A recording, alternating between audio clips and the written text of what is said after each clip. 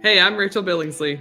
And I'm Luke Billingsley, and this is GMT Talk, our insider podcast where we talk about all things GMT. Today on GMT Talk, we will be interviewing Mark Herman.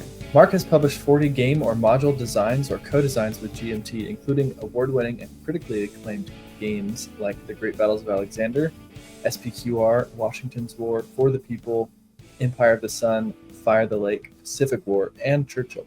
His newest design, Rebel Fury, was released earlier this spring and is selling so well that the second game in the series, Army of the Potomac, is already up on our P500 list. And he's written a book, Wargames According to Mark, that GMT is publishing and is now at the printer. For this interview with Mark, we also have a special guest, Gene Billingsley. Mark and Gene have been friends and co-workers for 33 years and have lived many GMT adventures over that period. Hi. just Hi. Aren't you guys going to say welcome or something? Welcome. No. You should definitely leave that in. You both suck. Aren't you guys going to say welcome and I say welcome and you say no? Incredible. Welcome. Welcome. Thanks. I'm really happy to be on this episode of GMT Talk. First off, I just want to say that I am a huge fan of Mark Herman. And I have been since Mark ran Victory Games and designed Gulf Strike. So when I had the opportunity via Richard Berg to work with Mark on the Great Battles of Alexander, I was really excited and so up for that. Who knew back then that the collaboration would turn into a 30-plus year friendship and so many great memories over the years. Mark is a legend in our hobby, and I love to play his games. But the best part by far for me is that Mark is my friend. So welcome to Mark. Great. So, Mark, we'd definitely like to talk about your book and a bunch of the games that you're currently working on. But first, we want to briefly jump back to where it all began, with GMT at least. So can you and Gene actually both tell us a little bit about how you met and how you began designing games together? I guess I'll start where it started was, so you guys all heard of Richard Berg, obviously, a longtime friend of mine, collaborator. And he had a company for a short while called SDI, Simulations Design Incorporated, I think it was called. Mm-hmm. And so Berg, and I was working down in DC at the time. And so Berg says, I want you to do a game for me. So I said, well, I've been starting to think about doing a game on Alexander the Great, battle game. And he said, okay, that'll work. So, and I start working on this game. And then one day I get this note from him. Well, it was actually a phone call. He said, oh, by the way, we're now publishing your game through GMT Games. And I go, who? What? And at this time, remember, this is like pre, internet, highway, et cetera. So we were on GenieNet, weren't we, Gene? It was on GenieNet, which was a predecessor of AOL, I believe. That's right. And so we had this server. And so your dad was in California. I had never met him. Then we had Ted Kohler in Florida doing the maps. We had a guy named Roger McGowan doing the counters. And I guess he did the rules layout also, I don't know if Ted did that, but somebody did the rules layout. Berg was developing and I was designing, and we did the whole thing remotely. And then what was the convention? What was that first convention I met you at? I don't remember. That was Origins. Where was it though? Baltimore. It was in Baltimore. Okay, so Baltimore. And so I walk in to the hall and I meet your dad, and then they hand me this. So the first time I ever saw the game, it was in shrink wrap. So everything was done remotely, like with, blue lines coming by mail and, what passed for email files and all that stuff in the old days.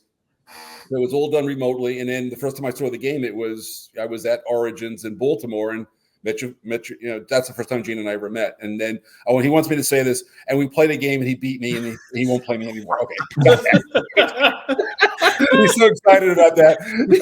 It makes him happy. Why would we want to take away his happiness? That's right. Makes me joyous to know I'm undefeated against Mark Herman. That's true. I mean, so few could say that. Want to know? True. Yeah. So the only thing I want to say, I've learned something from one of our designers lately. When a way to respond to somebody when when you don't quite agree with everything they said. And here it is. Everything Mark just said is wrong. Okay. Okay. not What really. exactly? Not So really. You didn't beat him? Everything he said was right. Ooh. He left out a few things. To me, the funny part of the story and was that Richard Berg called me after our games had won some awards the first year. And he said, "Hey, congratulations on winning the awards." And I thought, "Hey, this is great." Richard Berg called me just to congratulate me. And then he said, "By the way, I have a game." And it was a Civil War game. And I like Civil War games. So I took it on the phone. He goes, "And there's this other game that you're going to want to take. It's from Mark Herman and me." And as soon as he said Mark Herman, I was almost in. And then I said, "Well, what's the topic?" And he said, "Ancients." He didn't tell me Alexander. He just said Ancients.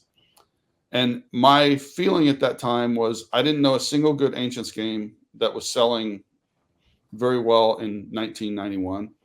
And I said, "That's too bad. I don't think it'll sell." And he goes, "Well, it's a good opportunity that you missed." And so I hung up the phone, and like 30 minutes later, my phone rings. And I said, "Hello." And he goes, "Gene, this is Mark Herman. I've never met you. Oh yeah. But do yourself a favor and take the Alexander game." Oh, that's right. I forgot about it. Well, Berg called me and said, you need the strong. Yeah, right. And I don't know what it was. I'm pretty sure I didn't know at that point that we were going to be really good friends for a really long time. But just something about Mark's manner and his certainty. And I was like, okay. I mean, I already knew I wanted to do a game with Mark Herman. And I figured if anybody could make Ancients fun, it was him. And turns out I was right about that part. But the best part by far was working together for a long time and friendship. Although, I mean, something I heard in your interview you did recently, on this thing was it was so sad to hear that your first two designers was me and Richard. God, how sad for you that was the best you could do. Oh my God! Well, having the two of us as the first guys you worked with. Yeah, we did meet. How did you survive that? Of course, Baltimore origins, but the thing that really cemented, I think, my respect for them, that outside of being designers, and just my appreciation for them was that back in those days, I ran the booth at Origins by myself, which was 5 days of pretty rough hours and not getting a lot of food. And these two started showing up at Origins every year and just walking over to the booth and saying, "How can we help?" Mm-hmm. And they sold a lot of games for us in those years and made life where I could go get lunch. And the deal was I took them to dinner afterwards. But Richard insisted that he pick the restaurant because only he knew good restaurants. Oh, annoying. Oh my God! He usually wasn't wrong, which was even more annoying. No. Well, well, remember this is the line, like reviews online thing, but he knew. Well, he knew gamers in every town, so he would just call one of his buds up and say, "What's the best restaurants?" And he would get a list, by phone. This is like, remember this is 1991, and by the way, a lot of games got sold only because Berg sold. I mean, Berg could sell like the Brooklyn Bridge. I would just sit there and smile, and he would just do all. I mean, the one thing that Richard and my wife share in common is they like to talk, and I like to not talk most of the time when I'm in public. So it was great. Berg could do all the talking. Like I said, I just smile, and that was it. That's so. I mean, our friendship really got cemented over a lot of those conventions where we spent all day. Yeah. One time we went to this. It was in Milwaukee, I believe, and we got Berg and I used to go to these conventions, and we would just share a room, and we had this room, and for some reason, Berg was in a very generous mood. So I show up at the room, and there's literally like 5 guys who are going to sleep on the floor, and the air conditioning in the room breaks, and it's in Milwaukee in the summer. So we had to open the windows, and apparently our hotel was right across from a beer making factory, making beer across the road, the road.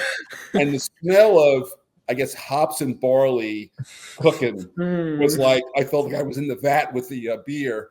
And then some Dutch guy in the corner has got the flu, so he's hacking the whole night. And I'm laying there on his bed, sweating, and Berg is sitting there in the other bed sweating. And I look at him and go, this is what hell is like? He goes, I couldn't believe. So, Origins was always a challenge. We were happy to be in the booth. Trust me. Yeah. There was one night in Milwaukee where we went out to a really good Italian restaurant with Richard, and we came back maybe, I don't know, 11 o'clock at night, walk into this pretty nice hotel, and they had a baby grand piano in the lobby. And Richard, of course, never the one to be shy. He walks over and sits down and starts playing 50s rock and roll tunes. And singing, oh, by the way. And singing, and he was good. Yeah, well, they had back in the day, 100 people gathered around. There was apparently, by the way, at his, now I'm going to say something sad, but I gave the eulogy at his funeral, and his old band showed up, all the guys that were in the band with him. And so in the Detroit area, they had done a West Side Story medley, There's a Place for Us, that song, and others. And it actually got to top 10 in Detroit. So, when I said they could sing, he could sing, and play, they could. It was real. And I met all his band members, and they were hysterical. It was kind of like, imagine like 4 other Richard Bergs in the room, if you can imagine. And one of them was actually, I think his name is well known. I just, I don't pay attention to these things, but he's like a big time music producer in, now of course he's probably retired, but at the time he was still music producing in LA, a big time producer. So he was like the guy who stayed in the business, but they were a hoot. That's cool. Yeah. Well, all right, let's thanks for. So what are we going to talk about now? Yeah. Thanks for sharing those stories. Yes. It's sweet to see how, personally, as dad's son, how your relationship has grown over the years and how you guys love each other, even though you don't have to say it all the time. And just how your working relationship has really produced a lot of great games in the industry as well. And how Richard played a part in that. So, thanks for sharing that. Let's move on to. Before, remember I said it's going to be a little bit of show and tell. So if you can. Oh, okay. See that shelf? Yep. Uh-huh. Those are old GMT games I did. Wow. Nice. Wow. So that's pretty cool. Yeah, I've done a few games with you guys. You're gonna need another shelf, I think. Yeah. Actually, I do. That's over there. Okay. Yeah, we got plenty. Well, this is I think for those who don't understand, this is my design space. This is where I work. My commute from work is I wake up, I go to the main level, have coffee, and then I go down one more level, and this is where I spend most of the day. This is the new expanded Bat Cave. I call this the Xavier Institute because I'm in Westchester. I always have I always have a Marvel theme. So this is the Xavier Institute. Perfect. I like the old Bat Cave though. It was good. Well, the Bat Cave was nice, but I sold that over 10 years ago. So there's 2 little girls running around in it now. Well, they're probably not so little anymore. I guess they're teenagers, but anyway, they were little when I sold it to their parents. Nice. All right, so let's move on to the Civil War Heritage Series. Aha. So I got to play test Rebel Fury with you and Gene and Tempe a few years ago. Yeah, you played Chickamauga. Yes, it was great, obviously, to have the designer sit down and teach you how to play the game, first of all. But also, it was refreshing to have a hex and counter game that was accessible to me in its rules, but still complex in the decision-making space. So I'm glad that Rebel Fury has done well and that you're making a second game in the series. So can you tell us a little bit about how design and development is going for Army of the Potomac? So again, continuing with the show and tell. So I think you could, see that map that runs 12 feet there? Yes. That's Army of the Potomac right there. Ooh. Wow. Yeah. All the maps together. And that's all bolted together. But just to show you a process, I told you so. Now we're walking over to this set of tables. I'm looking like from an angle. Okay, so we all know who Rick. So that map in the foreground, that long one, that's Rick Barber's last map that I received after he I found out he'd already passed away, by the way. Hmm. But and then from there, Charlie Kibler, hang on, then turned those into these. Wow. With all the terrain analysis, we had to change the scale back. Rick had modified the scale, but we fixed all that. And now this is pretty much final art, actually.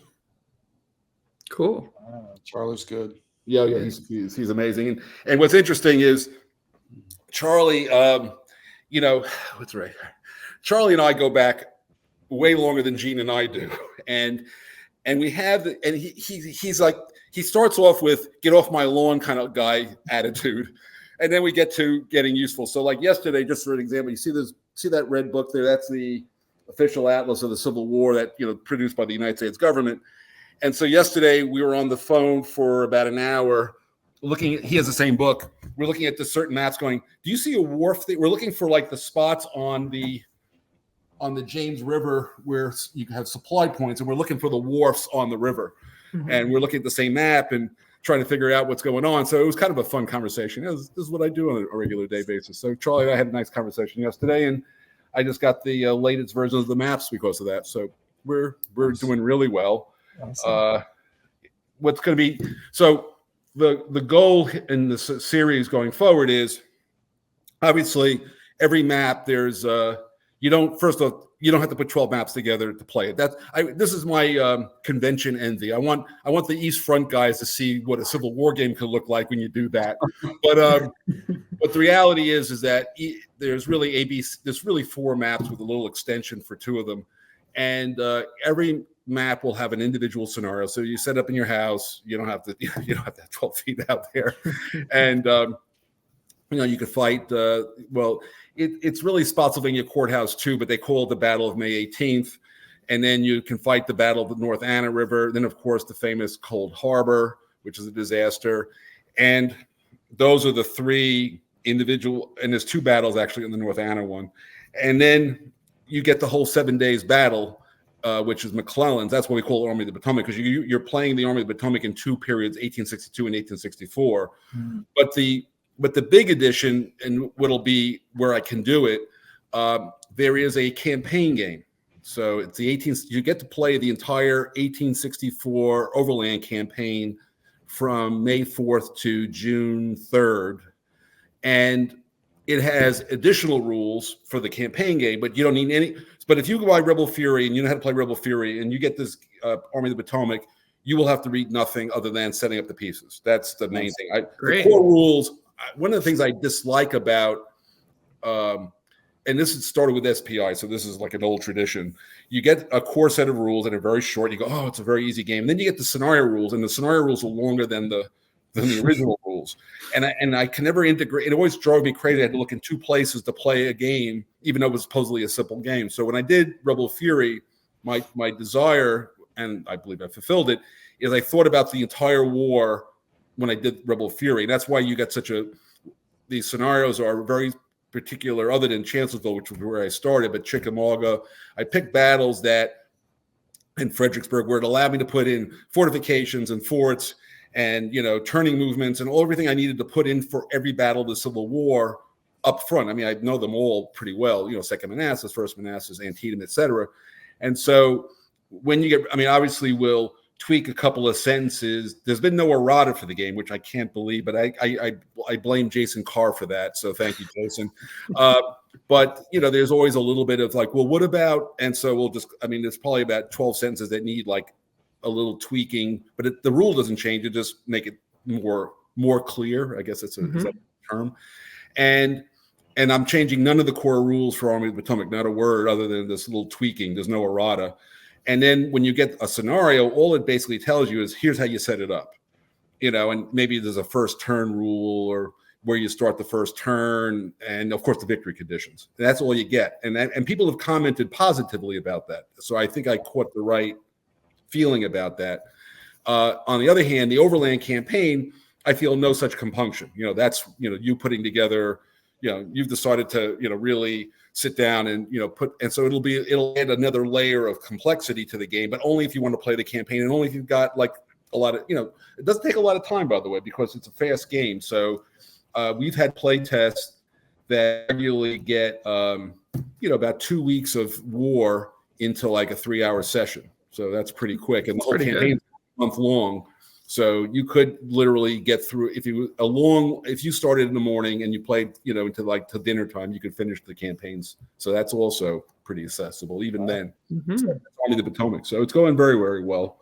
I'm still doing research and I haven't even started the 7 days battle. Right now I'm still in the middle of the 1864 campaign. Just, got to get that all wound up. And so I just got some playtest results from a week ago, so I want to incorporate that. I got some better ideas on how to say some things, so the usual development work.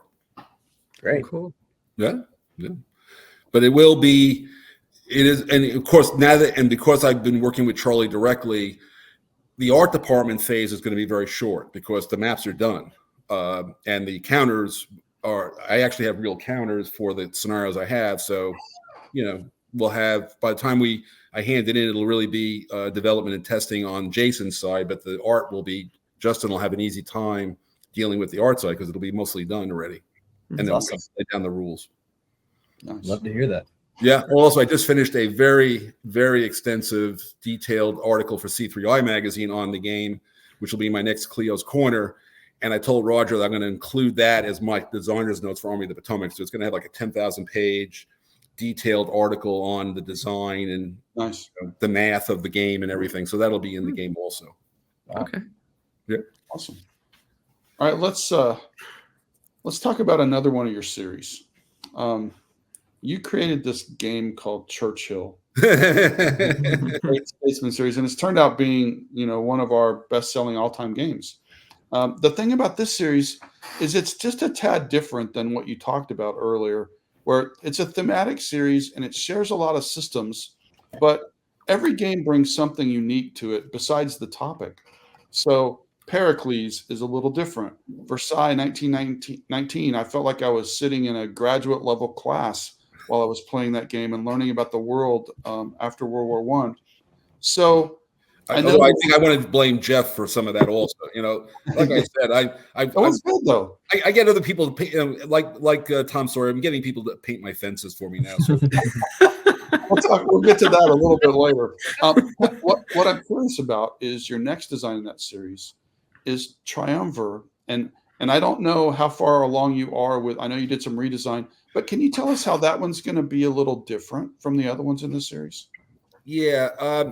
So when you said the key part of a political game is how do you handle the politics, right? Politics is not, although some could say it's a contact sport in the way it's handled these days, but ultimately, how does a policy or a strategy get accepted and then implemented has been sort of the thing I was trying to get to in Churchill, which is what you do, and same thing in Pericles. Versailles is also, and I also wanted to give a sense that there was competing interests, factions and people with agendas trying to affect all that. So like when you play Versailles, you're sitting there as one of the big, the three, and you've also got Italy, which was only there part of the time. But you got Winston Churchill sitting out in the lobby, ready to come in and tell you why you have to go, kill communists in Russia, during the revolution. Or you've got, you've got a guy who will later become Ho Chi Minh talking about Vietnamese rights, though he had one of his, I think he had like 8 different names, but No Vang Gong, whatever he was called in those days, who was a waiter at in a French restaurant. So you have all these historical people literally coming into the room, and they are affecting the conversation that's going on. So that was what I wanted you to get a sense of, that these are just people with issues trying to get somewhere, and usually they're trying to get to different places. So now, going to your original question about Triumvir, so you have a period of time where you have a really rich guy, Crassus, you have a military commander, Julius Caesar, and you've got a sort of a more savvy military commander, Pompey, and they have sort of And it's important to note that Caesar's daughter is married to Pompey, so there's a sort of a marriage relationship there. And Crassus is sort of the bag man; he's got a lot more money. So they come at this thing, and they're basically, running Rome. I mean, that's really kind of what's going on. And you've got these provinces, and periodically the people in the provinces, get, it's like the old joke, the people revolting said, yes, sir, they really are, kind of thing. So you've got, Germans and, various people in the provinces, and you're a governor, and, you got these different roles in the game. So you could be the consul, you could be the Pontifex Maximus, which is the person in charge of like the religion of, Rome with the, you have governorships, you have patrons. So in other words, instead of like Winston Churchill sitting in the, you have people that you acquire who follow you, and they give you abilities beyond what your basic ability is. And then there's, the issues, and, the issues are in three basic categories. You have issues that favor the rich people. You have issues that favor the people, the plebes, and you have issues that favor the military, like giving them land and all this. And while you're doing this, you need to make sure that the people in Rome, there are domestic revolts. They had riots, right, various times, and so you're trying to maneuver through all of this. And the person who wins is the one who has gained the strongest backing from a faction, the patricians or the plebeians. And if all else fails, the military is the tiebreaker. Soldiers are always useful in these when things get ugly. And in the game, if you have to rely on the soldiers to break the tie, the civil war breaks out. The Roman Civil War is the outcome. And if you can win the game without the military, then the Republic continues on. So you've got that dimension of it. So where is it at? So just like with Churchill, we were getting for. Jeff and I have been working on this for a while, and we were starting to get hints from the play testing that people didn't feel like certain things, like the issues weren't differentiated enough, which is fair, and this, that, and the other thing. And so one day I just look at him and said, we need to 90% start over. I mean, we didn't start over with the topic and all that, and we've done a really serious redesign of the game, and streamline. It's like what I always do when I do any game is even when I'm doing prototypes, and we're going to talk about that later relative to the book. I look at the prototype and say, okay, what did I like? And I actually write it. I'm old, so I write stuff. I have a pro column and a con column, right? And so I like this, I like this, I like this.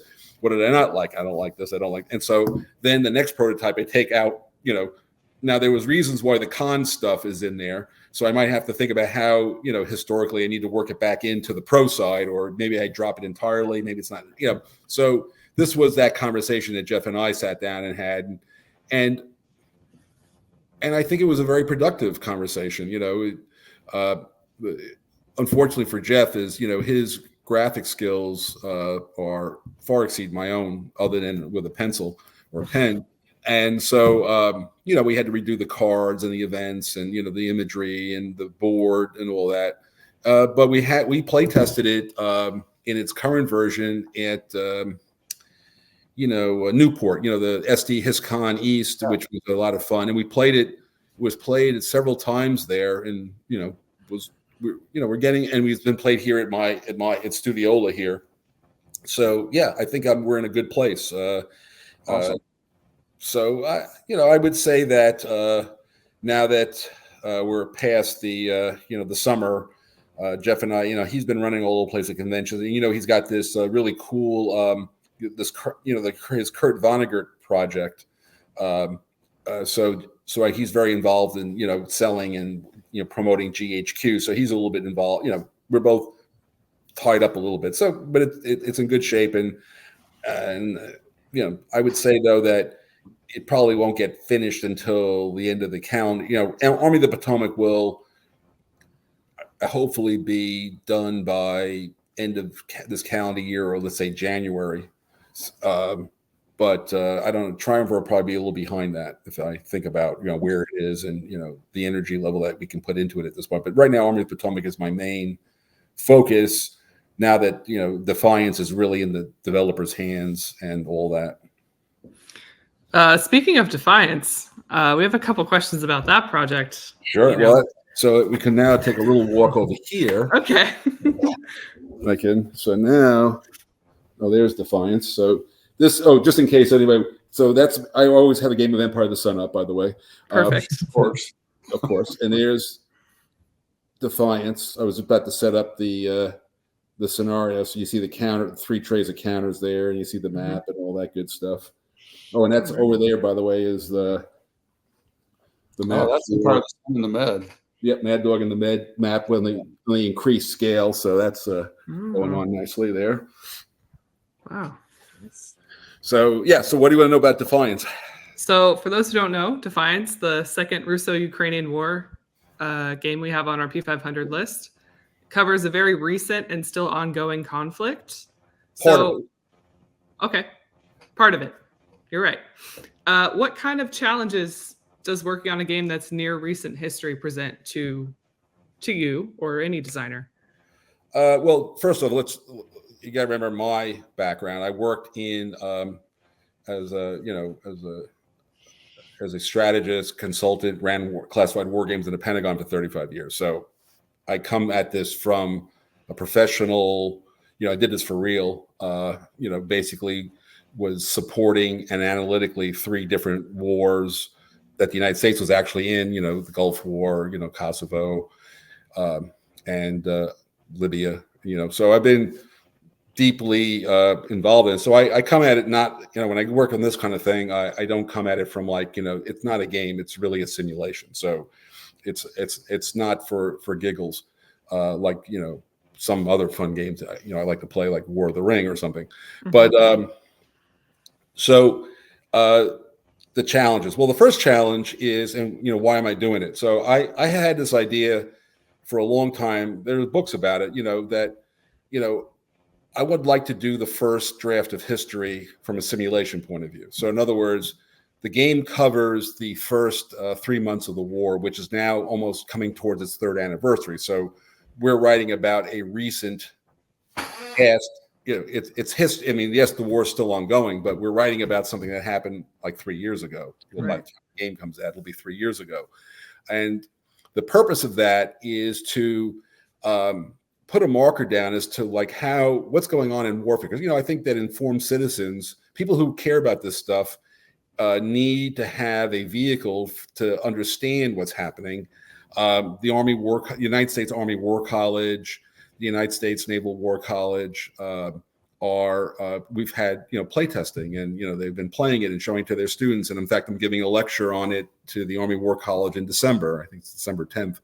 So this is serious stuff. And those who are and one of the first things David Doctor, by the way, is my co-designer, and he has done. Going to the second point, what is the difficulty with it? Is getting who fought who and what are the name of the units, the kind of things you would find in a war game. Mm-hmm. He's done an extraordinary job. All that research is all him. I mean, my work as the designer of the systems, and it started with a Flashpoint Golan base, but I would say at this point, I doubt it. 20% of Flashpoint Golan is still in Defiance. It's a new game, design. I also did I wrote my pros and cons, and I said, and the game was finished once before, and I said to David, nah, I don't. This game is too what I would have done in 1990, not what I'm going to do in 2025. So. I had to, David and I are very, very close also. And, most of our conversations at least have to have a conversation at raised volume before we can get anywhere. But anyway, it was all love. And, I took out the whole combat system and redid that. I did, everything was redone pretty much. So other than there's a couple of key concepts from, the sequence of play and stuff that was still worked quite well. But other than that, everything else has, been sort of revamped for the current century. So you can actually learn how warfare works in this period of time. A couple of things, I call it, what was old is new again. So one, ammunition, is a big deal. You realize that, anybody who knows the history of World War I would tell you, there's not a lot going on in 1915 because they don't have a lot of shells anymore. 1916 opens up with the Somme because they have lots of shells again. So right now, I mean, if you saw on the news, Zelensky was signing 155 shells in Scranton, Pennsylvania on a new plant that we built because we need 155 shells again. And, we need them for the U.S. military. And obviously, and a lot of things, everybody forgets that all of this money that we're giving to Ukraine is actually, we're giving Ukraine shells. The shells are being made in Scranton, Pennsylvania, not being made by Ukrainians, being made by American workers. So all this money that goes to these terrible situations overseas is actually just domestic spending. That's the reality of, again, I came from the Pentagon and this is what we do. Yep. And I can tell you lots of stories there, but the point is that is some of the big challenges. And then, of course, there's the people who get very upset that they're playing war games, but there's still wars, and we're going to talk about those. And if you were into Alexander the Great, you feel like there's so many years between then and now that it's sort of like it's myth and legend and all that. The American Civil War, which I've been looking at since I was a child, is also way back when. Actually, one of the things I discovered was the last person from the Army of the Potomac died 2 years before I was born. So it's proof that I was not in the American Civil War, just to be clear. But the point being that, there was a lot of people who were upset it's too soon. And I'm just like, you know what? This is like a lot of things in life. You don't like the book, don't ban it, just don't read it. You don't like the channel, don't turn to that channel. You don't like the game, don't buy the game. It's like, I'm tired of that because you're upset about something, everybody else has to be upset about it also. Everybody's allowed to have their own opinion, live your own life the way you want to live it, but just don't tell all the rest of us how to live ours is really my kind of basic, mind your own business, Yeah. But so like I said, don't read the book, don't watch the channel, don't buy the game. But if you're interested in these topics, which I am fascinated by because I spent a whole career doing it, that's what Defiance is about. And whether we do an expansion or not. And one of the big things you're going to find when you play the game is what's changed from a World War II game. I mean, I don't know how many World War II games there are in the hobby right now. Many. Yeah, it's more than, in fact, I've been playing the most excellent Downfall. Yes. Really, yeah, it's fabulous. And I've been playing, Axis Empire some. There's this game Empire of the Sun I still play, Pacific War, that kind of stuff. I wonder who designed that. Total. I hear he's a total jerk. Not total. I would not say total. Okay. Okay. But what's different is if you move around in World War II, it took 357 sorties of the Americans to kill one tank. That was what happened in World War II in France, and we had a lot of planes. In today's world, it takes pretty much one drone, one tank. It's kind of how it works.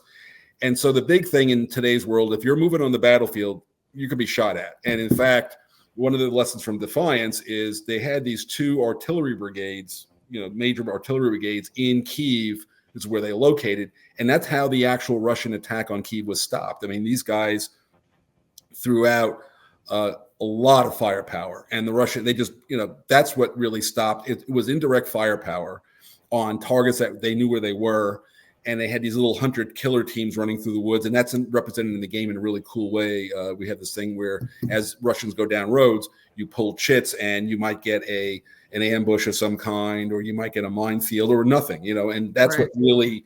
And the game, without any special rules and that particular set of mechanics, which is not obviously in Flashpoint Golan, is what keeps the game plays out right. And one of the interesting conversations we had with Defiance was victory conditions, right? So David goes, "What are the victory conditions for this game?" I said, "There are no victory conditions." He goes, "What are you talking about?" I said, "Is the war over?" No. So how could anybody say they won? All you evaluate in the game, and when you're done with the game, is did the Ukrainian government stay in Kyiv or not? That wouldn't have, even if Kyiv had fallen, the war would not have ended. So let's be clear about that. So you don't evaluate. So basically, unless the Russians can physically occupy Kyiv to make the Ukrainian government move to Lvov or wherever they would have gone to continue the war, that's the only thing you evaluate in the game. That's it. Okay. There is no victory condition. So if you think you're going to win something, then read a newspaper. It's not over, and it's been front and center in the UN, at least for part of the speeches. And it's sad that there's a large contingent of people in this country who have really decided to espouse Russian propaganda in a way that I don't even know what the heck's going on. But again, the idea that you're going to let a nuclear power just start expanding and do whatever it wants just isn't certainly not something I would support. And so the game would at least show you how you can stop that kind of capability. How do you defend yourself in this modern world? And there it is. Thanks, Mark. That's I want to pivot just a little That's bit. probably more than you wanted to hear, but hey, No. That's good. exactly how much I wanted to hear. Oh, good. Play it, and I love that mechanic where the Russians move down the roads and you draw chits. As soon as I saw it, I went, "That's going to be my favorite mechanic in the game." It is. It's fabulous. And what's interesting is some of those, some of them are just like it happened and it slows you down. You give up like movement points, or you might take a hit on you have to make a cohesion try. But every so often, one of the units is like really good. Like there's a couple of like 3 or 4 like partisan units, and then you actually have a maneuver unit showing up back there. It's kind of fun. I can't wait. So you talked about David and his partnership in this, and earlier you talked about Richard Berg and his partnership, and you talked about Jeff Engelstein. Somebody you haven't talked about yet, which I was there, so I know this went pretty well. But tell us a little bit about your collaboration with Volko on Fire in the Lake. Oh, that loser! Oh my God! Oh, did I say that out loud? Yikes! So I met Volko in DC. Obviously, he and I were working. He was over at the agency doing war game design, and I was, doing war game design. And I forget how we met, but I've been to his. I was invited to play games at his house, and I met all that crap. You've seen pictures of all these guys. They're very nice. It's a great group, and I miss being able to go there. And Volko was actually I guess he did Wilderness War, obviously, based on the CDG system. So that's how I think we kind of started coming into contact with each other. And he was actually a playtester on Empire of the Sun early on. In fact, I was literally on a lunch break during a big classified war game, and I get a call from Volko, and he's very upset that when you react in Empire, at that time, it's the same rule I have now, but he didn't like the idea that when you react, you had to go to a battle, that you couldn't just move around. And we had this long discussion, and he was very upset with me. And I just said, well, that's the way it's going to be. But anyway, what ends up happening later, obviously we became friends. He's a really talented guy. Obviously, it all started when we did. If you want to see where this trash talk with he and I started, is we did this video on how to play Fire in the Lake. And I start running. I remember I'm running the camera and I'm trying to teach the game, and he's doing like a Henny Youngman thing going on, or like a Don Rickles thing on me. And I'm good with all that, but it was hysterical. So if you really want to see Volko and I at the beginning of our relationship, go watch that video. It's rather humorous, actually, in retrospect.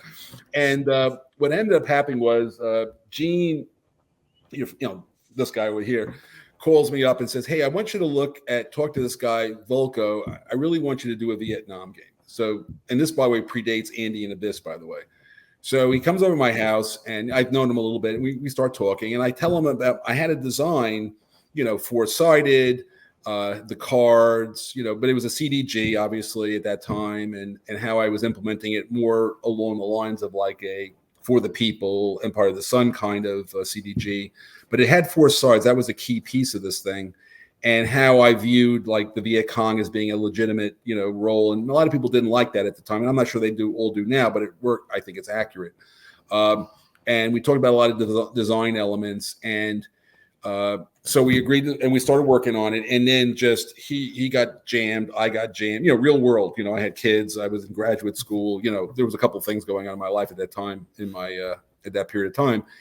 And so the thing kind of went quiet, and then he produced Andy and Abyss, and I was still going on in my life. And then Gene called me up and he said, "Hey, you want to take a look at this Andean Abyss? I think this might be a way to get at this fire in the lake thing." So I did, and I said, this is about 80% of what I was talking about with Volko before Andean Abyss. I think we could go here, and so we started working on Fire in the Lake. And basically the way we worked together is I did all the when I say did all the cards, I did the set of cards, and Volko like coinized them. I say like this card makes this go up or this go down, and then he writes the exact verbiage that he uses in the coin series. And then the problem was that combat in defensive combat. Yeah, we had this disagreement, and then I'm getting calls from Gene saying combat's not right. It's not, I'm getting these calls from him, and I'm telling Volko, I agree with Gene, by the way. So and I finally got Volko to bend. If you see the rules for like if you attack Americans, the VC take losses. However, if I had us a little bit more, if I had a little more energy, I would have gotten to a die roll somewhere. But that Buchanan managed to pull that off in Liberty and Death, but I couldn't get Volko to bend on the non-deterministic combat. But I think given the popularity of the game, it doesn't seem to have hurt it any. Yeah, I think we did pretty well. And the thing that I've said before, by the way, and I think it should be noted here, is that so if you think about my original CDG concept, is you get a hand of cards, right? And so you could see. And for me, it's how do I put this all together? But for a lot of people, that creates what they call analysis paralysis. Some people in their first game, they just can't wrap their head around. And what Volko did, which is really brilliant in the coin series, is he gives you basically two choices. And so now you don't have a hand of cards, but you do have cards, but it's either that one or that one. What do you want to do? And so I think that took an enormous amount of complexity out of the card piece of it. And I think that's been an enduring strength of the series, is that people like less of that, which I love the coin series, I've done the game in it, but I prefer the, Empire of the Sun, I'm going to hit this place, I'm going to do these combinations. And it just kind of, we all of our brains work differently, but I love the coin series, and, and I still play Fire in the Lake, And Volko did one of those games when he did Labyrinth, Yeah, he did. So the true story behind it all is that before Andean Abyss, you came up with the coin series. No, not what I said. No. Dan, we're going to have a discussion on the side. You're trying to start trouble here. No. The Vietnam game, four-sided aspect of it, and how we would handle this, that, and the other thing, and the events was that conversation. The coin system comes from Volko and his Andean Abyss. And again, I just said he took the cards out and just made them you always watch. Was it The Price is Right? In the coin, it's like, do you want what's on the table here, or do you want what's behind door number one? That's kind of that's the coin system in my mind, right? Yeah. Yeah, I'm going to take the box that's on the table first, versus what's behind door number one.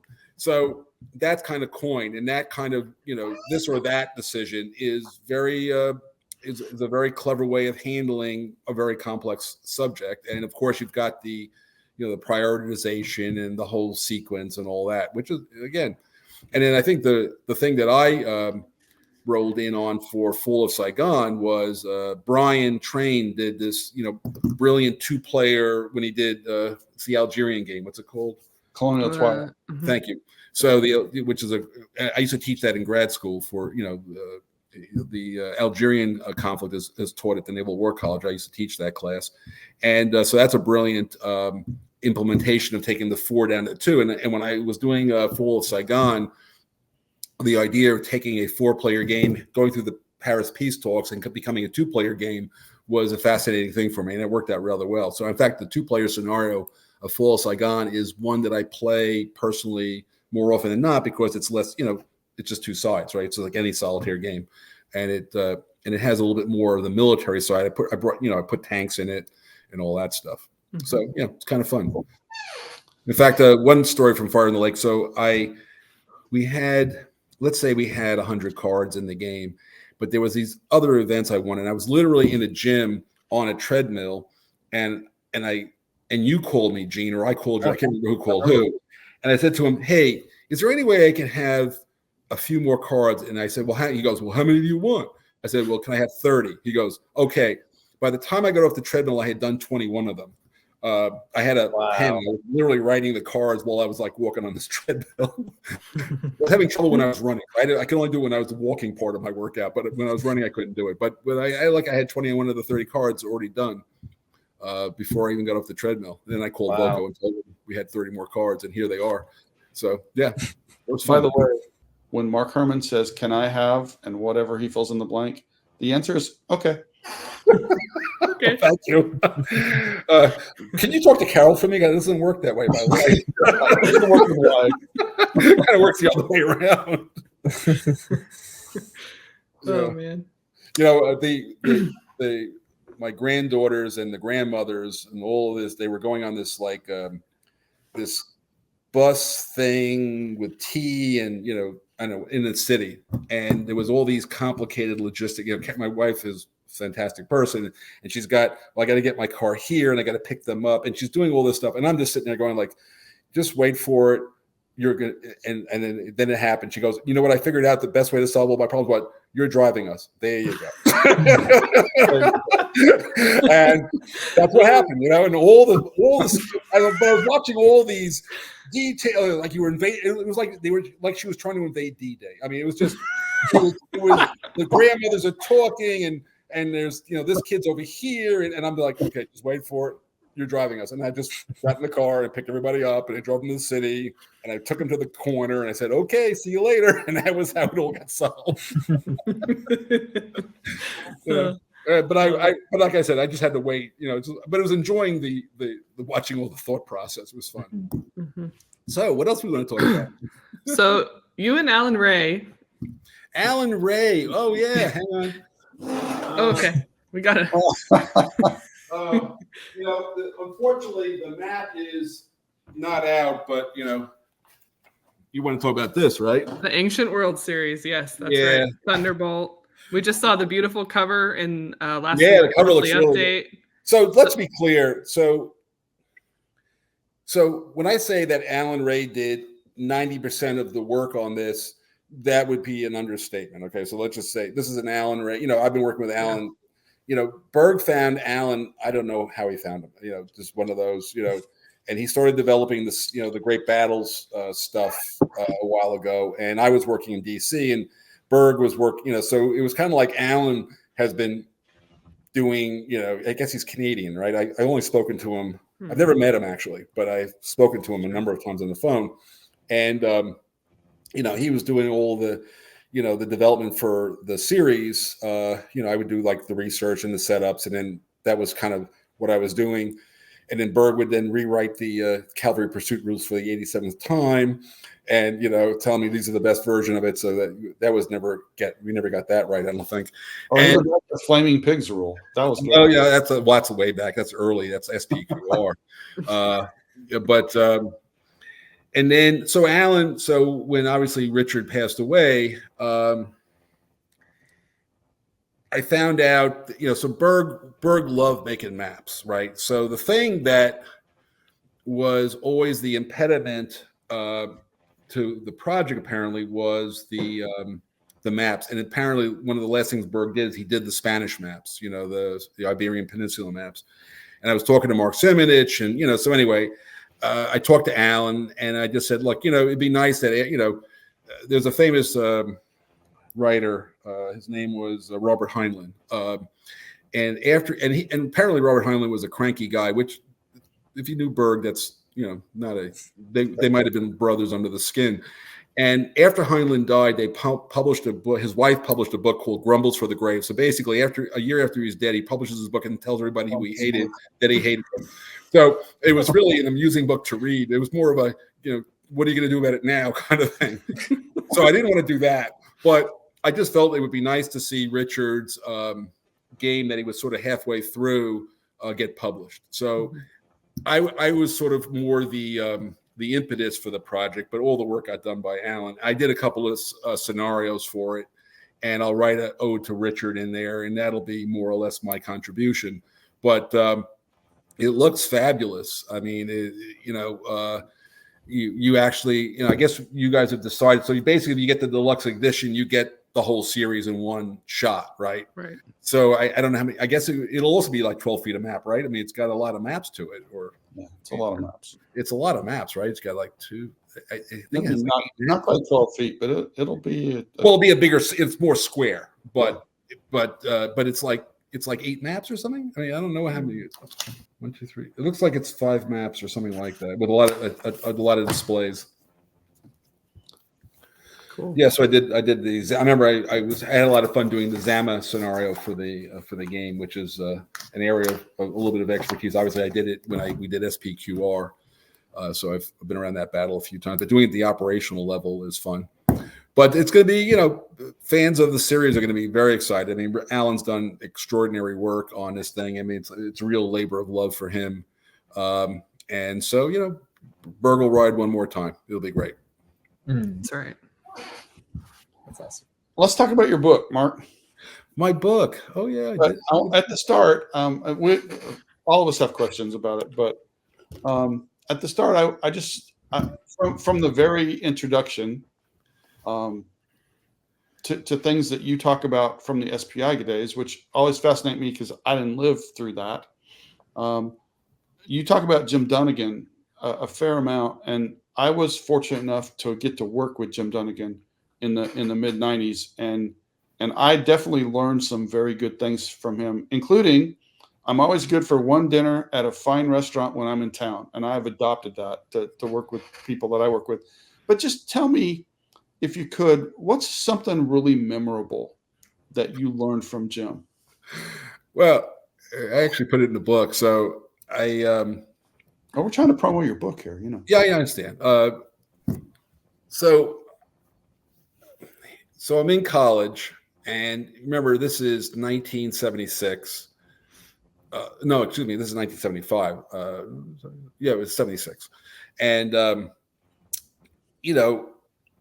I had, this is the long ago. You remember, I was born in a black and white world. So, people, internships, and, nowadays people, by the time you're in college, you're already trying to figure out your career, and you're getting these internships and you're doing all this stuff. And, I was a lifeguard, that was basically what I was. And, I spent my summers in a bathing suit and doing what you would expect lifeguards to do, keeping people from drowning. So that was kind of my summers. And then I get out of college, and when I was a senior, though, I started studying about, what am I going to do when I grow up? And I had met at the first Origins, I met the SPI crew. Well, I talked to them, and I said, how do you get a job at SPI? Which they all chuckled at, because I suspect everybody in the world thought that would be the coolest thing to do, which I thought it was also. And this guy, Howie Barish, who was their manager, was a very nice guy. And he came up to me, he said, hey, look, this is what you do. You start showing up at Friday night play testing, and you maybe write an article and help us with, development, and we get to know you. So in my senior year, I had a car, and I would go to the city, like once a month, because when you're on these various, I was in a lot of teams. I was a rower and a swimmer in college, and played soccer also. So weekends tended to be match, competition. So I could only go to like the city on a Friday night when I didn't have to get on a bus, 2:00 in the morning, early in the morning, to go to like, Albany or something for a match. So I would go into the city, and I would play test games there. So I ended up playing this game called Hurtgen Forest, and I started writing. And the game was good, but it needed some tweaking. And I literally just said to Howie, this is what it needs. He goes, "Oh, can you write?" And so I said, "Do you have a typewriter?" So I literally started writing rules for the scenario, and then I wrote an article for Moose Magazine. I play tested this game called Terrible Swiss Sword for this guy Richard Berg. Played the pick a charge scenario. So I got to, and through that, then Dunnigan asked me if I wanted to come to these. They were going to hold these design seminars for some people, and apparently it turns out that a guy named Greg Kosticki and Richard Berg had paid money to be in the seminar, and they just needed some more people, so I got to go in for nothing. So I sat through listening to Dunnigan and Irad Hardy, talk about, and Reverend Simonson talking about game design, and they got to know who I was. And then I get out of college, and I start, I have to make, I was always like very self-sufficient. So I started working in Bartlett trees. So I'm climbing trees and pruning trees. And then I worked as a bill collector for a newspaper. That was interesting. And then I called up SPI at the end of that summer. I said, hey, you guys got any job openings? And it turns out that a guy named Phil Cousin, who became a big deal at the State Department, was going back to high school. And I got the job as a receptionist at SPI. And so now going back to your question, Gene, memorable story. So I'm sitting it's my second day at SPI, and I'm the guy who answers the phones and has a little retail desk. So every so often somebody shows up and you talk to them about, which game do you want? And you sell them games and all that stuff. And Dunnigan comes up and he goes to me, I got a job for you. He said, but I got to explain something to you first. He said, it is not an accident that the word dead is in the word deadline. That's the first thing Dunnigan ever said. And I said, oh, so you want this in on time, huh? And I had to say that for the rest of my career, you say it sounds funny, but I've never missed a deadline since the first instant that I heard it. Because the word dead is in the word dead. That's memorable. Yeah. It's very memorable. That's scary. So Jim was a no-nonsense guy. I mean, if Jim was happy with you, you didn't hear from him. If he was unhappy with you, you heard from him immediately. He's not a passive-aggressive guy. And you usually, the old 3 strikes and you're out, Jim was only 2.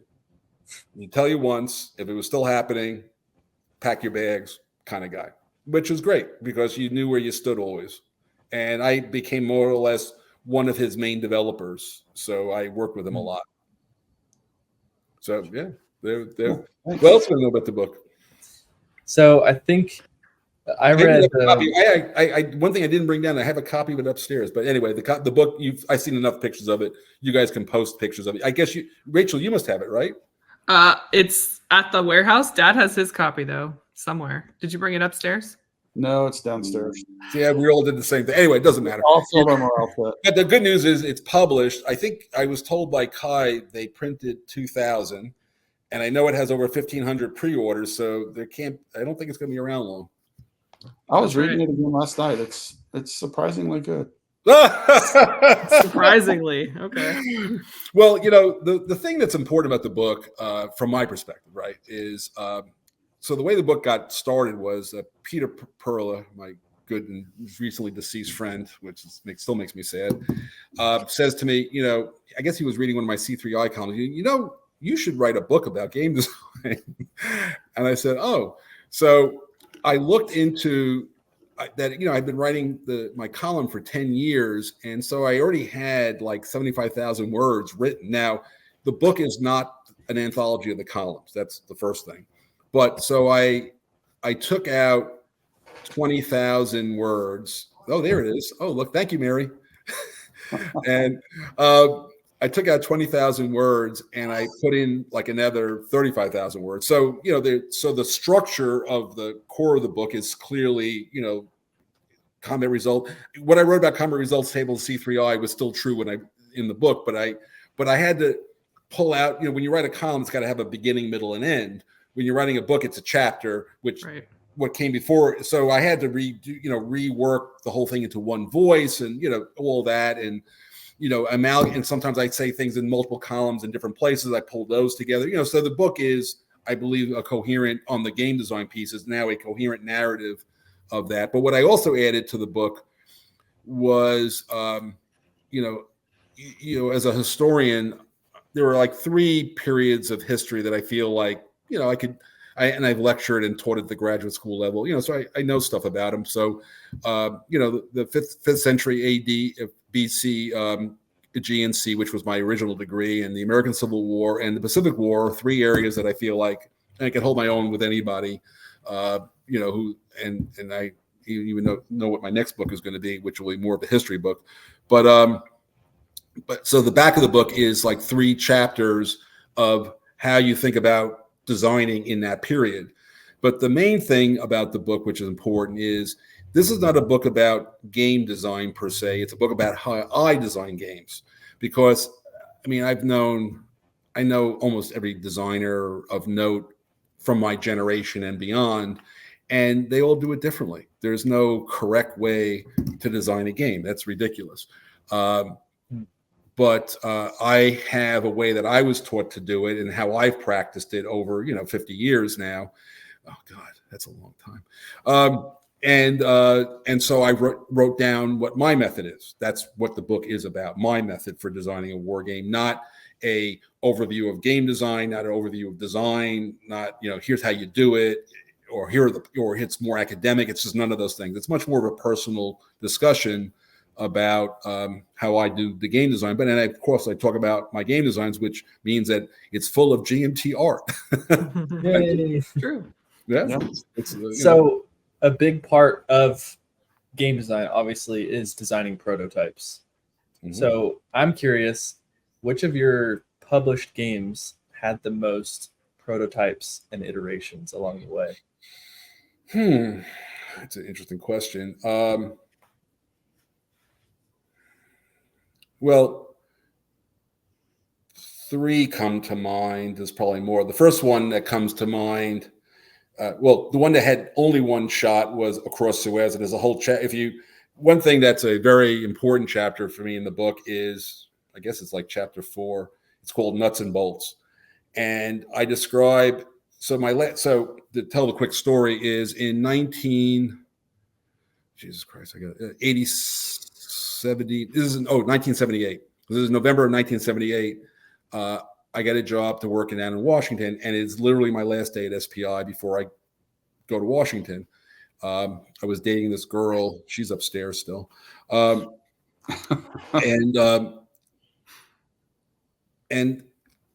I'm sitting and it just so happened that once a week there was an R&D meeting, and Brad Hessel was now the head of R&D, and Brad.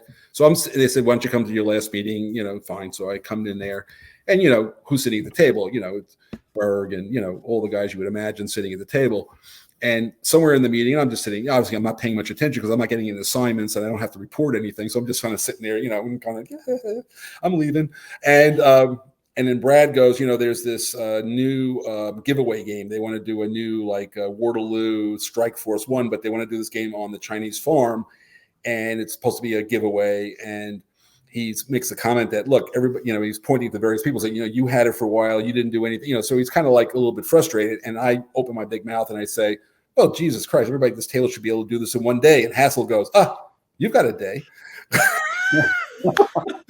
Volunteered yourself. Well, yeah, this is where my, one of the nice things about getting older, no, it hasn't changed. I still have a big mouth. But anyway, so chapter 4 is literally a hour by hour, and how I took an idea and made a prototype and published a game in 7 hours. And wow. So, and by the way, I don't suggest anybody should try that again. But the point of it is, I was able to go in excruciating, real detail, like what kind of hexagon field you use, and all this kind of stuff is in that chapter. So the question that everybody always asks, how do you design a war game, has been asked. I don't know how many times I've been asked that. Chapter 4 is my answer, and that is not in any of my columns. So, whatever that does for. So then going back to your question, Luke, the first one that comes to mind is We the People. So We the People, I got a call from the late great Eric Dott, who was the chairman and CEO of Monarch Avalon, and I remember I had worked for him. I was now in Washington. This is like after I left Victory in like '87. So he calls me up, and I can imitate Eric, but he's got a very hard. He goes, it's got that kind of voice. So he calls me up and he says he wants an introductory game on the American Revolution. Would I be interested in doing it? And I said, sure. What the hell? I got nothing to do. So, and the way he described it, he wanted to replace 1776, which is an epic, Avalon Hill American Civil War game. So I sit down and I start building prototypes, and I actually finish the game. I mean, and then I look at it and I go, I really don't like it this much. And then at this time, I'm reading this manuscript. It's actually a first edition of this guy. Did you ever see the show Turn? Yes, Yeah. Loved it. Okay, good. Yeah, so you remember the English officer Simcoe, the Yes. bad guy, right? He's Yeah. a real person, by the way. Wow. And he was a counterinsurgency. He ran the Queen's Rangers, so he was running around, and he, after the war, he went back to England, and he wrote a book about his experiences in the American Revolution. And I was able to read remember, this is not a common book. You can get it now, but I read the original in the 42nd Street Library. I had access to it there. I had to wear gloves, and it was a whole process. Wow.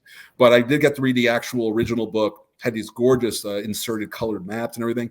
And when I read that book, I realized that the game I designed had nothing to do with the American Revolution, as taught by me and everybody else in school. So I then said, I need to do a new design. So I threw away my 1776 Redux design entirely, and started to really look at the So what started out as a Hex Encounter, Capture Philadelphia, Capture New York kind of game with battles and all that stuff became an area control hearts and minds game. It's a game about an insurgency. It's a revolution, and it's a hearts and minds game. And then somewhere along the way, when I'm doing these various prototypes, this idea, I had this random events table and all, and I said, why can't I just shove all this stuff together? And that's when the card design came into it. And so for me, I was designing an area control hearts and minds game. And then your father, after I published it with, then we started talking about, and then I did the For the People game and then they were unhappy with For the People. I'm talking about Avalon Hill now. This is Don Greenwood, who's still a great friend and a New York Yankee fan to boot.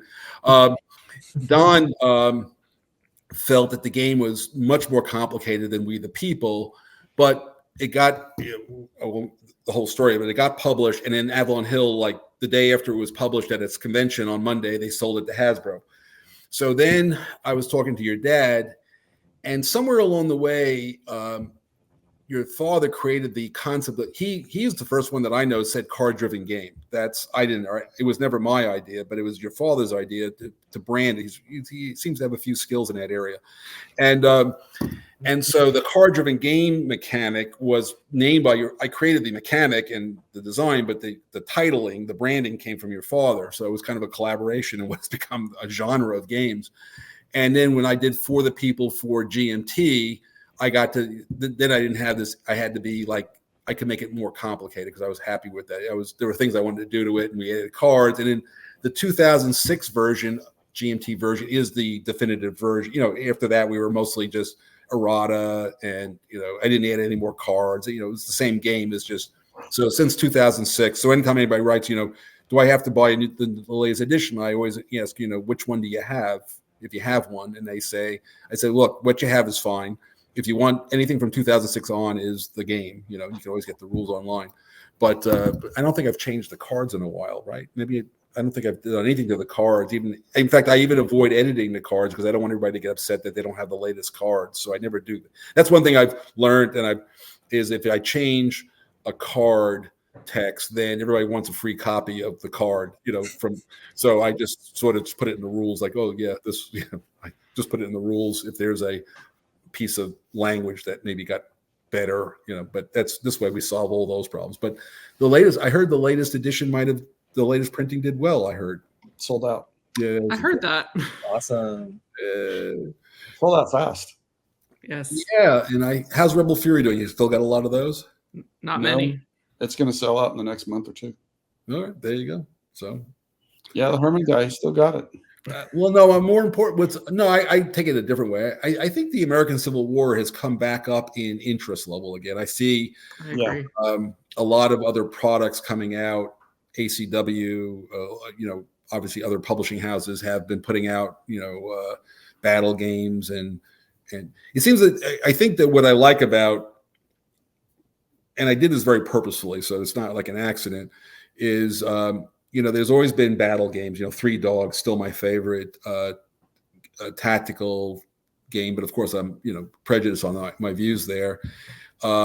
Although I really like Herman Luttman's got a really good various versions of his blind swords. I know they call them different things, but it's essentially the same thing, just with some changes.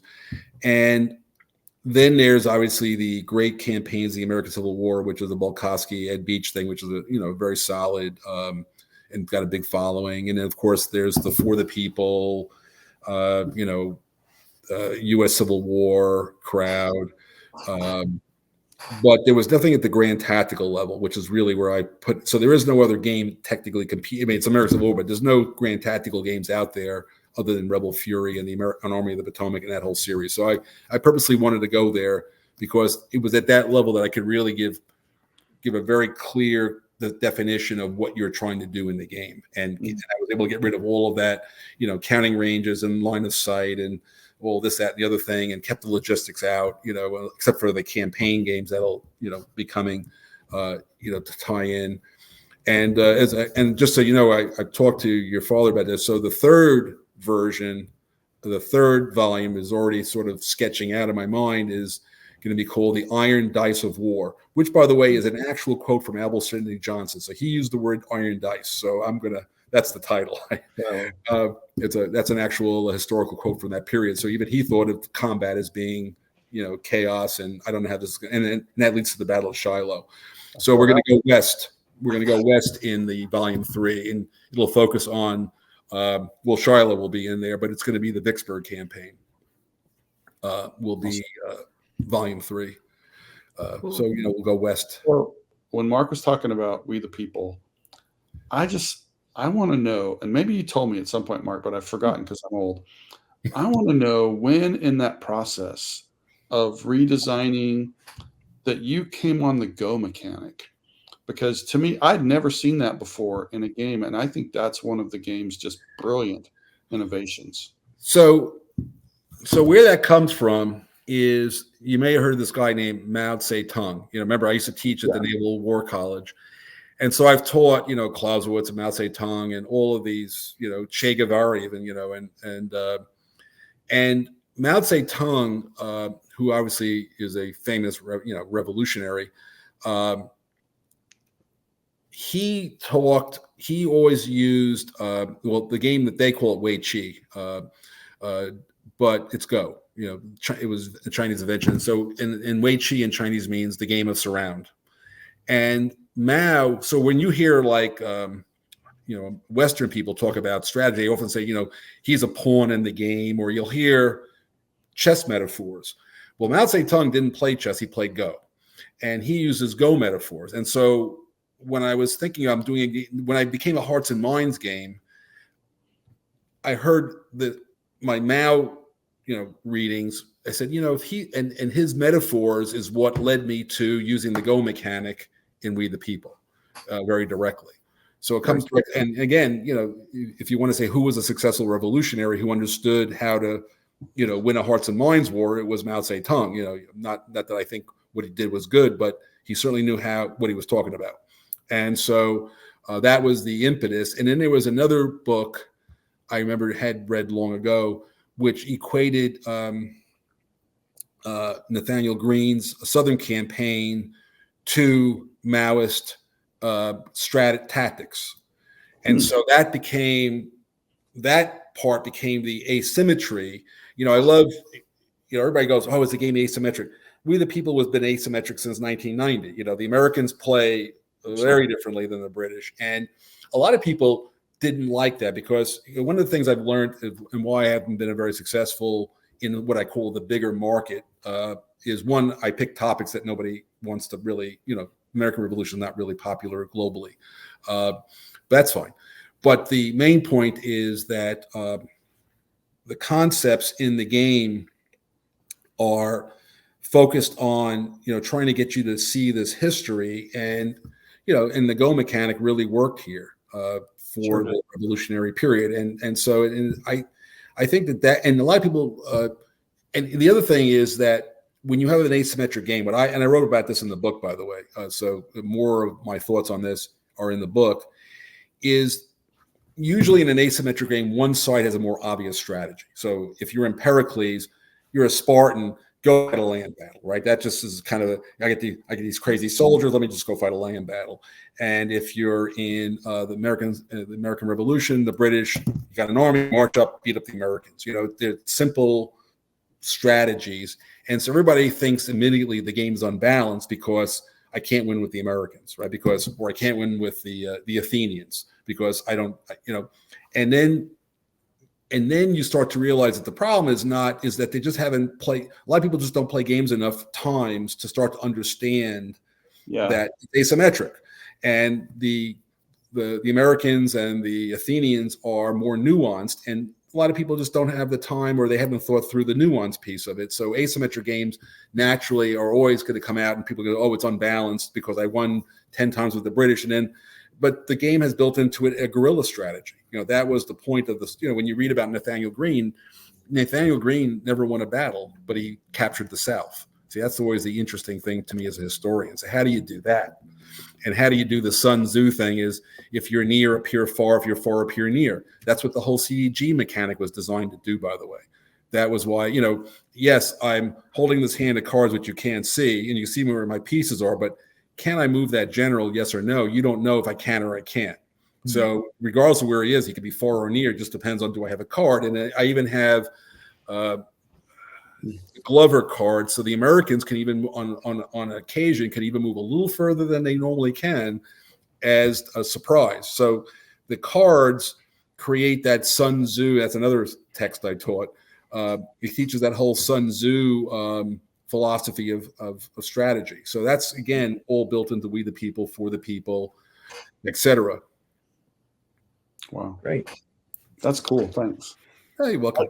I got to say, Mark, I have never met a better systems designer for historical strategy games. It's just, listening to you talk about it, I'm just like, dang, so much goes into these games. And I know all designers do that to some level, but I got to tell you, you're at a whole different level, man. Well, that's a very kind compliment. I would say that I know others. First, I have to say something. Volko's an idiot, but he's also an idiot. Also. I just have to get that in there. Hi, Volko. How you doing? But there are plenty of others who, John Butterfield, is a star. Sounds amazing. Of course, the Chad Jensen was a star in that way. So there's plenty of other people. But thank you. But I appreciate every designer we work with for their unique gifts, and like you said, they all do it their own way. And we're very fortunate at GMT to work, I think, with the best game designers out there. I'm just telling you, I'm glad we work with you. Well, thank you. And I will say one thing, talking about the book, is I really am an historian who happens to feel that games is the way in which I want to express I want you to, people say, like, why don't I just read the book? Well, the answer is, the one thing about a game is, I don't know if you ever read a book about a travel log where somebody says, I took a trip like across Australia, and here's my, it's like a journal of their ride across Australia or Hunter Thompson's going to Las Vegas. That's a little bit different. But, you read these books about people, going from place to place, and, you read it and that's what it is. So in some ways, a military history book is a little bit like that. Here's where Grant went and here's where Lee went. And you're sort of driving along in your mind through the book. But when you play a game, you actually get to drive the car, and you get to, and then all of a sudden, when you say, well, Grant was delayed doing this, you go, oh, look, this river is really annoying getting across this river. There's trees over here, oh, look at that. So all these things start to be, and so the interaction of, like, driving the car through the map is the thing that you don't get in a book. And I've always felt that that's where games were far superior to history books. And the other part of it is the path's not taken. In other words, and again, I never say anything bad about anybody else's games. I'll say nice things, but I will never say bad things. But you might have run into a game in your life where, you felt like the game was playing itself and you were just pushing the pieces. And that's because the paths not taken is not built into the game. There's no other choices. Yeah. The choice they want you. They're so enamored with the historical narrative being the truth that they force the game down that path, and that's fine. You do get a lot out of that also, by the way, and they're still fun. But that's more like reading the book. Well, I could have read the book. I mean, you get the advantage of driving the car. So you do get, you get to drive the car down the historical lane. But much more fascinating to me is what causes, that to happen. So my current comic, which this will be an Army of the Potomac, so it's written out. You'll see it in C3I magazine. But look at Chancellorsville. Where is it here? It must be near here. Oh, it's over there. But so there's this thing called the Official Records of the Rebellion, which was an act of Congress signed by Abraham Lincoln, where they said, you know what, we got this big war. We should collect up all of this correspondence and these reports and put it into something for the public. And they passed that while Lincoln signed this. Obviously, it's during the war. But the final volume didn't get published till around 1910. So this took a long project. But everything that they could get is in these books. And so when people say, like, what's the bibliography of Rebel Fury? I said, well, the Official Records of Rebellion. I mean, I'm reading the original. I mean, I'm literally reading Grant's reports himself. And when you read those reports directly, not through a history book, but, the actual, this is the primary source, is what he wrote, gave it to President Lincoln. So Hooker at Chancellorsville tells Lincoln that I'm doing this turning movement, right? That's for those, you can have to play the game, but you're doing a turning movement. And I'm going to launch this attack across the river to freeze the guys in those trenches at Fredericksburg that we got killed at. But then he tells Lincoln, but in case Lee runs off to block the turning movement, I'm just going to turn this into the main attack. So all the special rules that have been in Chancellorsville games about, Cedric can't move or he can't do this, you don't need any of that stuff. Just do what Hooker told the president. And so if the player as Lee goes, oh, I know how this goes, I'm supposed to run over here, then you just turn Cedric, just like Hooker told the president, into the main attack and you win the game that way. So you got this historical problem that they understood quite well, by the way. Hooker lost the battle, Lee won the battle, but they were both, Hooker's not an idiot. He's just not as good a general as Lee, but he's not an idiot. And he actually beats Lee. He fakes Lee out in a way that Lee hadn't been faked out before. It's just that Hooker just didn't have that, when it came down to the last moment, he didn't have that verve that Lee had. Lee was able to turn it around, but Lee was losing the battle until he won it. And of course, with Jackson's, it's like a Shakespearean tragedy, right at the height of his glory, Jackson gets wounded and dies, he's going to die soon thereafter. I mean, it's just one, but I started Rebel Fury and said, if I can do this game without special rules, I got a game system. And that's really where I started Rebel Fury.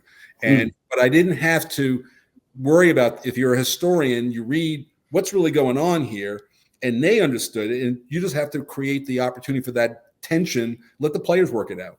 If you play better than the other guy, even if I do the historical strategy of jumping on Hooker, I'll lose the game anyway. So I got to balance when the time, and now skill matters. And why play a game if skill doesn't matter? That's the chess player in me. Well, Mark, we're going to let you go pretty soon, but first, I'd like to know, yes, do you have a favorite game by another GMT designer? And if so, what is it? Oh, you told me you were going to ask me that question. And so I'll tell you, a guy who I have met that I really think is like what I call a great talent, and he's demonstrating it, is a guy named Jeremy White. And Atlantic Chase, I'll be honest with you, I've seen a lot of game, mechanics come along over the years, but Atlantic Chase was like a breaking, was somebody said, hey, how about this? And it's just like, we've never seen anything like it. And that to me is a mark of great talent. So if I were to say I have a favorite game, I mean, look, I have I like Downfall. I mean, I like a lot of other games, but if you were putting me to it, I really was thinking about it. I said, well, Atlantic Chase deserves, the top of that list. And I do play it. I really, and by the way, it's got a fabulous solo. So I've played it. Have I ever played it against any human? Once. I think I played it once. Oh, I know when I played it once. I played it against Jeremy, and I beat him in his Pacific game. No, I only played it once. I couldn't remember when. Hey, back to 1-0. Yeah, I got to keep the record up. And by the way, Midway worked out the way he was supposed to. Yeah. Right. Nice. And he looked a little chagrined after it happened. I said, but this is what's supposed to happen, right? That's awesome. Yeah. Well, I wish we could go on for more No, I mean, hours and hours. And at this point, most people listening to this thing are like, they're always fading out by now. No, I don't think so. But unfortunately, that's all the time that we have for today. So thank you so much, Mark, for joining us. Yes, thank you. It's awesome. Good to see you guys. All right. We'll see you next time on GMT Talk. Oh, absolutely.